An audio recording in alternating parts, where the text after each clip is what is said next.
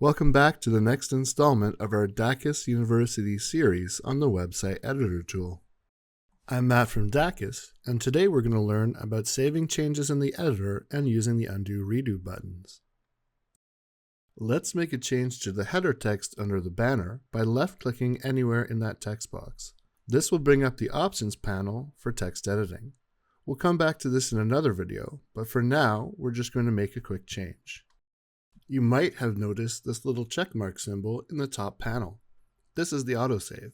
Whenever we make an edit, it will change to 3 dots to indicate saving. Right next to the autosave icon are the undo redo buttons. You can use these to go backwards or forwards a step in your change's history. It's important to remember that the history is only active while you work in the browser on that page for that editing session. When you close the browser or navigate away, the changes are saved and the temporary history is cleared. Remember that the changes you make will only go live when you republish the site. Be sure to check out our other videos for more information about how to best use your Dakis solutions. You can find that and more at help.dakis.com. Visit today.